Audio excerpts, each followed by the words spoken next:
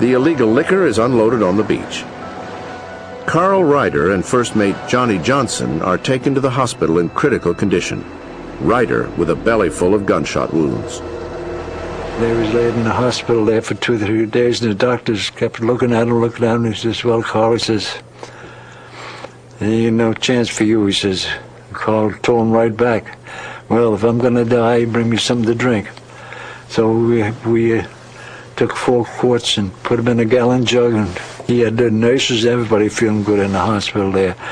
And in about a week, the doctors looked at him again, they said, Jesus, that gin is probably cleansed your kidneys. He says, you're doing all right. He says, you're healing up fine. As far as Johnny Johnson, who had gotten shot through the head, the bullet actually went right through the front cavity of his skull. 3 days later, he woke up, and for the rest of his life, he was fine. And that's the story.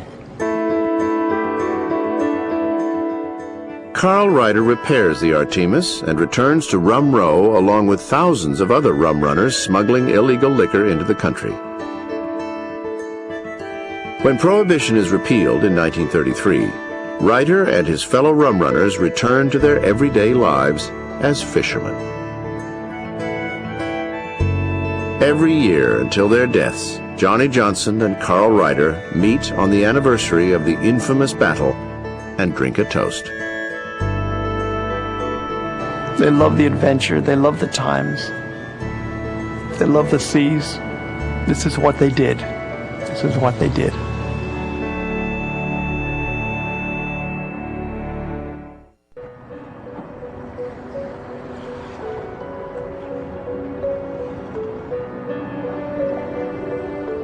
The Detroit River, a narrow waterway that separates Detroit, Michigan, and Windsor, Canada, in some places by less than a mile. Peaceful today, these waters were once turbulent. During Prohibition, this is the epicenter for illegal alcohol in America. It is known as the Detroit-Windsor Funnel. An estimated 75% of all the liquor smuggled during Prohibition comes across this waterway. Detroit was a wild, wild town in the 20s. The illegal liquor business here in 1925 was conservatively estimated to be a $250 million a year business, employing 50,000 people. No other place in the United States offered this opportunity with the availability of liquor on the one side and the market on the other side. Canada has its own dry law, but when the United States passes the 18th Amendment, they see an economic opportunity. So Canada modifies their law and legalizes the production of alcohol for exportation only. The Canadian government looked at it this way. We'll license all of these distilleries and breweries. It'll employ thousands of people and give them jobs. We'll add a tax on for every quart produced, and we'll make a large amount of money as a result of it. In Ontario alone, 29 breweries and 16 distilleries begin producing alcohol for export. Many are located near or on the Detroit River.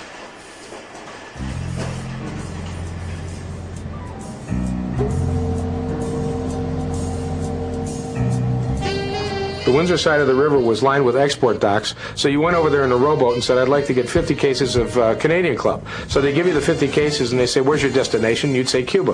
When you left the dock, nobody cared where you went. Boats deliver a constant stream of liquor to Detroit. In the winter, a frozen river makes it even easier to get to Canada.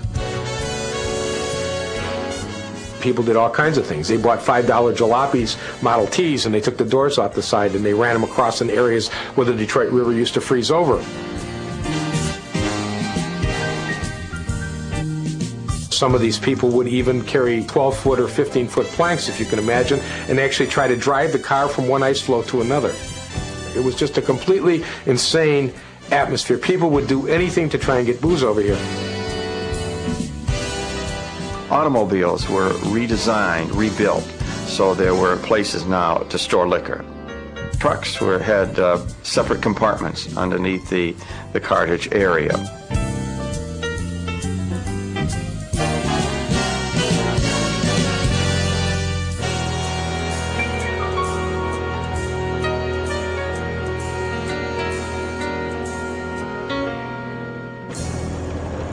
sometimes they would use a hearse. It came to the attention of U.S. Customs once, why are the Canadians coming over here to get buried? And finally, the customs agents checked and discovered that indeed there was a casket in the hearse, but the casket was not with the deceased, but laden with very expensive Scotch whiskey.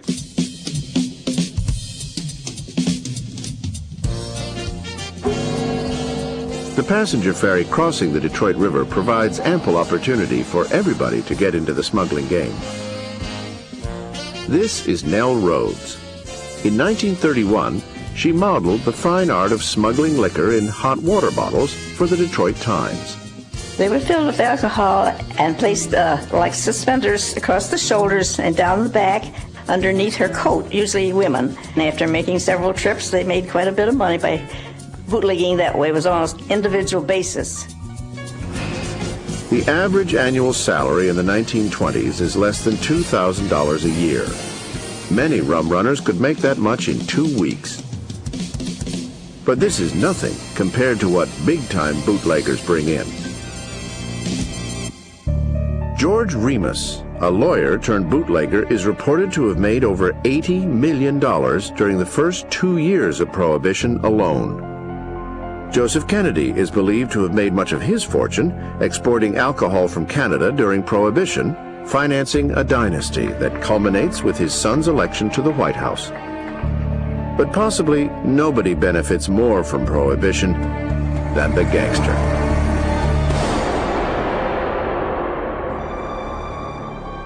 One of the terrible consequences of Prohibition was that it really bankrolled organized crime in this country. It took a lot of basically pickpockets, two-bit thugs out the street and made multi-millionaires out of them.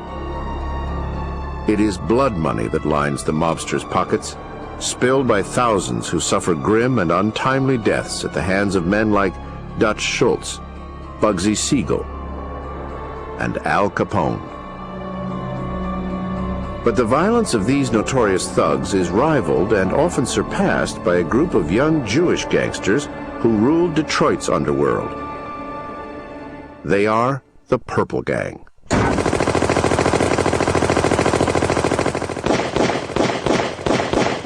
The Purple Gang was a very violent, high-profile group of mobsters that basically were very heavy on muscle and very light on brains.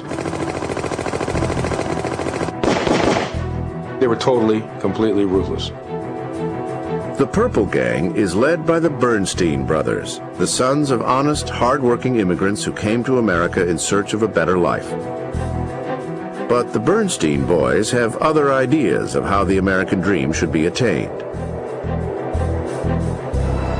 The Purples did not make their reputation as rum runners, they made their reputation as hijackers and strong-arm men.